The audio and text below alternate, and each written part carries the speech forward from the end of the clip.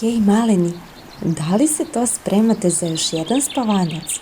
Da, ali čekajte, kako to da bez priča idemo u svet snova? To baš nikako ne bi bilo u redu. Hajde, uzmi svoju omiljenu igračku, zagrli je, ušuškaj se u svoj topli krevet. Večeras ćemo čuti priču o dva malena zečića po imenu Zvončić i Šeširko.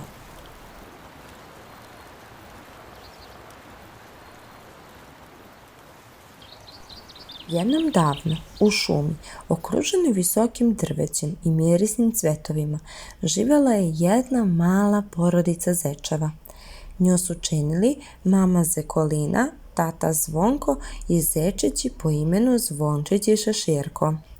Zvončić i Šeširko su živjeli u jednoj toploj jazbini koju su delili sa svojom porodicom. Njihova mama, gospođa Zekolina, bila je najbrža zečica u šumi, dok je tata, gospodin Zvonko, bio najbolji graditelj jazbina. Zvončić je bio najsimpatičniji zec.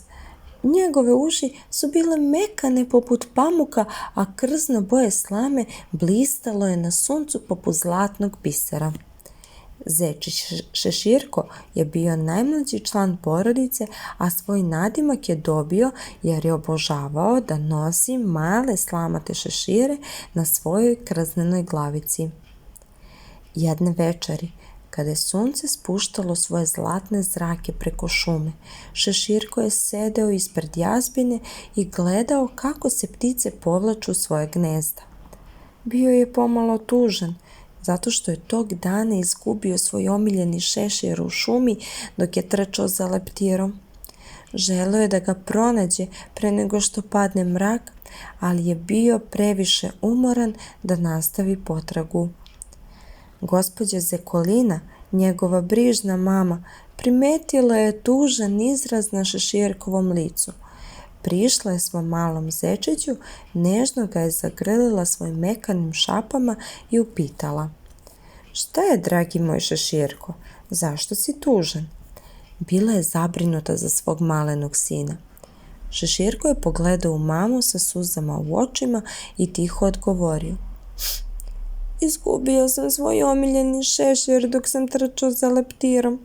Sada polako pada mrak i već počinje da bude kasno i plašim se da ga nikada neću pronaći." Gospođa Zekolina ga je pažljivo saslušala i nežno mu rekla: "Ne brini, Šeširko, sutra ćemo zajedno potražiti tvoj šeširić, ali sada je vreme za spavanje.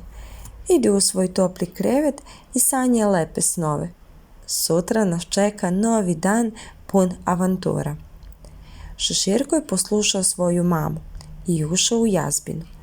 Legao je u mekanu slamatu postelju i zatvorio oči. Dok je tonuo u san, maštao je o tome kako će sutra ponovo trčati šumom i možda pronaći svoj omiljeni šeširić. Ujutru, čim je sunce počelo da osvetljava šumu, Šeširko se probudio pun nade. Mama i tata su bili već budni i spremni da mu pomognu u potrazi. Kada se probudio njegov stariji brat Zvončić, dogovorili su se da nakon doručka krenu u potragu za izgubljenim šeširom. Kasnije, svi zajedno su krenuli kroz šumu, idući putem kojim se Šeširko prethodnog dana kretao. Pažljivo su tražili svaki trag koji bi ih mogao odvesti do izgubljenog šešira. Vetar je lagano šuškao kroz drveće, a ptice su veselo pevale svoje pesme. Šuškanje lišća pod njihovim šapama doprinelo je uzbudljivijem osjećaju avanture. Šeširko je bio srećan i zahvalan što je imao svoju porodicu pored sebe, a isto je bio i jako uzbuđen jer se svakog časa nadao kako će ponovo imati na glavi svoj omiljeni šešir. Nakon nekog vremena, kada su već pomalo počeli da gube nadu, Šeširkov brat Zvončić je iznenada zastao. Ispred njega, među travom, sijao je mali slamati šešir. Bio je nešto malo zgužvan od noći provedene na otvorenom, ali bez obzira na to šešir je bio pronađen. Zvončić je istog trenutka pozvao Šeširka da mu pokaže šta je pronašao. Kada je Šeširko doskakutao do svog brata, imao je šta da vidi. Njegov šešir, pronađen je! Mali zec je zgrabio šešir svojim mekanim šapama i visoko poskočio od radosti. Svi su bili iznenađeni koliko je tako maleni zec mogao da skoči uvis, ali isto tako su zajedno sa njim delili sreću zbog pronađenog šešira. Mama, tata, pronašao sam ga! Pronašao sam svoj šeširić! Moj omiljeni šešir je ponovo sa mnom! Vikao je Šeširko od sreće. Gospođa Zekolina i gospodin Zvonko su se smejali zajedno sa svojim malenim sinom i srećno se grlili. Šeširić je bio pronađen, a njihova porodica je ponovo bila bez brige. Vratili su se u jazbinu sa osmehom na licu. Šeširko je pažljivo stavio svoj šeširić na policu pored svog kreveta. Za njega to više nije bio običan šešir. To je sada bio šešir koji sa sobom nosio uspomene na jedan divan avanturistički dan i znak da je njegova porodica jedna porodica koju najviše veruje i koja će uvek biti uz njega. Kada je sunce počelo da zalazi iza planina, Šeširko se smestio u svoj krevet. Gospođa Zekolina je prišla i ponovo ga zagrlila. A tata je pričao priče o njihovom danu koji su proveli u šumi tragajući za izgubljenim šeširom.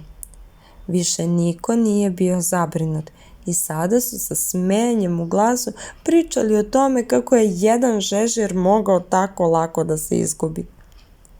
Uši Šeširka i Zvončića su se polako spuštale dok su slušali o svim čudima koje su doživjeli tog dana. I dok su zvezde počele da se pojavljuju na nebu, obojica su znali da su srećni i voljeni i da će uvek biti okruženi svojom divnom porodicom. I Šeširko i Zvončić su zatvorili oči i zaspali bezbrižnim snom, sanjajući nove avanture koje će dočekati svitanje sledećeg dana.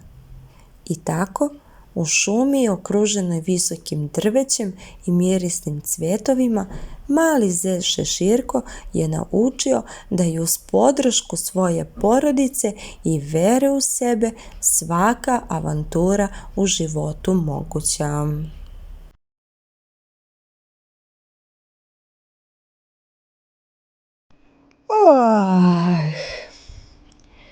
Sada je pravo vreme za spavanje, maleni moji zečići. Sklopite svoje lepe okice i mirno spavajte. Laku noć, grli vas vaša bambina.